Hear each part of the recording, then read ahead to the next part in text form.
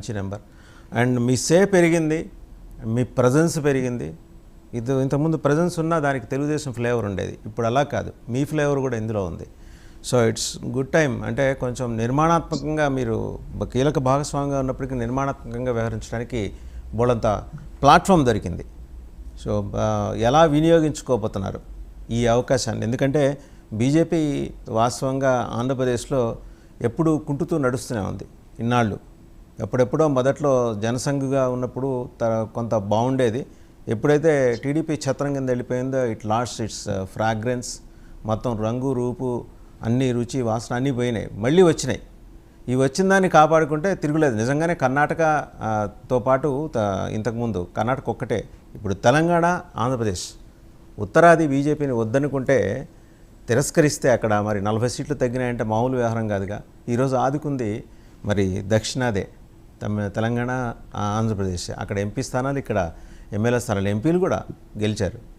So ఎలా వినియోగించుకోబోతున్నారు ఈ అవకాశాన్ని మీ పార్టీ ఎదగటానికి? అంటే ఇక్కడ వరిచెట్టు నీడను కూర్చోటానికి కాదు నేను అడిగింది. నమస్తే అండి. అదే మిగతా మీకు ఎక్కువ వస్తుందండి నాకు. ఓకే, అదే ఇప్పుడు పైన అంటే భారతీయ జనతా పార్టీ గురించి మీరు అడుగుతున్నారు కాబట్టి ముందు దాంట్లోకి వస్తాను. యాక్చువల్ గా 2 మాటలు జగన్మోహన్ రెడ్డి గారు విష్క్రమణకు కూడా కారణాలు ఏంటంటే ముఖ్యంగా 2-3 విషయాలు కూడా మనం మాట్లాడుకోవాలి. చెప్పండి. ఆయన సీఎం గా అయ్యాక ఏ విపత్తు వచ్చినా మామూలుగా అయినా సరే ఎవరికి నలుగురికి కలవకపోవడం అనేది బిగ్గెస్ట్ డ్రాబ్యాక్. మన టీవీలో కూడా మనం చాలా సార్లు మాట్లాడుతున్నాం. ఎమ్మెల్యేలతో సహా వాళ్ళు ఎక్స్ఎమ్మెల్యేలు అయిపోయారు, కానీ సీఎం సగం మంది ఎమ్మెల్యేలు సీఎం కలవకుండానే ఎక్స్ఎమ్మెల్యేలు అయిపోయారు. బటన్ నొక్కాను అన్నారు, కానీ ఆ బటన్ నొక్కి ఎక్కడ దాకా వెళ్ళింది ఆయన చూసుకోలేదు. అన్నిటికీ మించి ఏంటంటే ఆ నాయకులు పని లేదు, మనీ అంతకన్నా లేదు, మొత్తం మనీ అంతా ఆయనే దోచేసాడు. ఇంకొకటి ఏంటంటే అండి, కులాల ప్రస్తావన. ప్రతిరోజు కులాలు తెస్తారు. మన ఛానల్లోనే చెప్పారండి, 30 seconds 1 minute ఎవరి ముందుకైనా సరే ఒక మైక్ పెడితే చాలు కుల ప్రస్తావన. పేదరికంలో కులాలు ఉండవు, వాళ్ళకి ఏమందుతున్నాయి, మన గవర్నెన్స్ సరిగ్గా ఉందా లేదని చూసుకుంటారు. కానీ రోజు కులాలకు మాట్లాడితే ఎవరు ఇష్టపడరు అనడానికి ఇది ఒక మరొక ఎగ్జాంపుల్ అండి. అన్నిటికీ మించి మద్యపాన నిషేధం చేస్తున్నారు. పశ్చిమ తాగి మహిళలు ఓట్లన్నీ నాకేసేసారి ఏమైపోయినా నిన్న కంటిగా పెట్టుకుంటున్నాడు ఆయన సాయంత్రం జగన్మోహన్ రెడ్డి గారు. మహిళలందరూ కూడా పుస్తులు తెగిపోతాయని చెప్పి మద్యపానం పశ్చిమ అమ్మేస్తానని దానికి వ్యతిరేకంగా మాత్రం ఓట్లు వేస్తుంటేనే ఇంత గేమ్ ఫాస్ట్ ఫార్వర్డ్ అయిపోతుంది. మనం మీ నెంబర్స్ ఎంత అంటే మేము గెలుస్తాము వాసులు, కానీ ఇన్ని అన్ని ఎగ్జాగరేట్ చేసి చెప్పలేమన్నాం. కానీ ఊహ మించి రావడానికి ఏంటంటే మహిళలు బయటకు వచ్చి కసిగా వేశారు. ఇవాళ బెంచ్ మార్క్ 30% అయిపోయింది మెజారిటీ అండి. గతంలో 5, 6, 10 మంచి మెజారిటీ గెలిచారు. ఎక్కడ చూసినా 40,000, 50,000, 60,000 డబ్బుగా వెళ్ళిపోయినాయి. అంటే ఎక్స్ట్రా ఓటింగ్ అంతా కూడా ఇట్టే పడిందండి. ప్రతిపక్ష స్థానం కూడా లేకుండా చేసేసారు. ఇక వేటతో గేమ్ అయిపోయింది అనుకోకుండా ఇప్పుడు బాధ్యతాయుతమైన తీర్పు, అదే మాకు ప్రజలు మంచి తీర్పులు ఇచ్చారు, మా భుజస్కంధాల మీద మంచి బాధ్యత పెట్టారు. దాన్ని ఏ విధంగా ముందుకు తీసుకెళ్లాలని అంటే ఇందాక మీరు మనం వచ్చే ముందు పవన్ కళ్యాణ్ గారి స్పీచ్ అంతా కూడా పెడతారనుకుంటున్నాం మన టీవీలో. అది ఆయన చెప్పిన విషయాలన్నీ కూడా గతంలో కూడా ఆయన కూడా చెప్పారండి. ఇక్కడి నుంచి ఈ పొత్తు అనేది ఇక్కడితో అయిపోలేదు, నిర్మాణాత్మకంగా ఎవరి స్థాయిలో వాళ్ళు నిర్మాణం చేసుకుంటూ ఉంటారు పార్టీని. ముందుకు వెళ్ళేటప్పుడు కూడా ఓటాలు కింద స్థాయిలో కూడా, అంటే నెక్స్ట్ లెవెల్ ఎలక్షన్స్ ఏమైనా వచ్చినా గ్రామ స్థాయి వరకు ఓటాలు తీసుకుని ఎవరి ప్రెసెన్స్ వాళ్ళు ఫీల్ అయ్యి ప్రజల్లో మేము ఉన్నాం అనిపించుకునే విధంగానే ఈ పొత్తు వెళ్తుంది. కానీ ఊరికి ఇక్కడ దాకా చేసేది వాళ్ళు కూడా చెప్పడం జరిగింది. ఈ భారతీయ జనతా పార్టీ ఇప్పుడే కాదు ఎప్పుడూ కూడా సంస్థాగతంగా ప్రజల్లో గెలుపోవటం ఎలా ఉన్నా సంస్థాగతంగా కింద దాకా కూడా స్ట్రాంగ్ గా ఎప్పుడు స్ట్రక్చర్ నిలుపుకుంటుంది. ఇది ఇక్కడ ఎన్ని సీట్లు ఎన్ని ఓట్లు వచ్చాయని దాన్ని పక్కన పెట్టింది. సో ఆ రకంగా నిర్మాణాత్మకంగా ముందెళ్తుంది.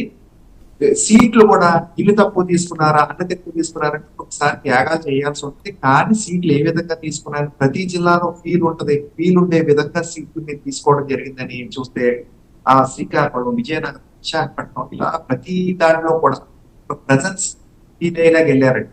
సో ఇప్పుడు ఆ ప్రెజెన్స్ ఏం చేయాలంటే కార్యకర్తలకు పనున్నా, కార్యకర్తల ద్వారా ప్రజలకు పనున్నా, వీళ్ళ ద్వారా అన్ని చోట్ల కూడా భారతీయ జనతా పార్టీ వర్క్ చేయడానికి ఒక అనుకూలమైన వాతావరణం ఏర్పడింది. ఒక చోట ఎమ్మెల్యే ఉన్న, ఒక చోట ఎంపీ ఉన్న, ఇలా పైనుంచి కింద వరకు కూడా ఆ విజయవాడ, ఆ తర్వాత గుంటూరు, నెల్లూరు, లేకపోతే మళ్ళీ రాయలసీమ కూడా 4 ఉండడం. ఇలా అంటే మీకు అంతు చిక్కిన వ్యూహాలు ఉంటాయండి భారతీయ జనతా పార్టీలో. పైకి ఏంటి ఇలా ఉంది, ఏదో గజిబిజిస్ అనుకుంటారండి.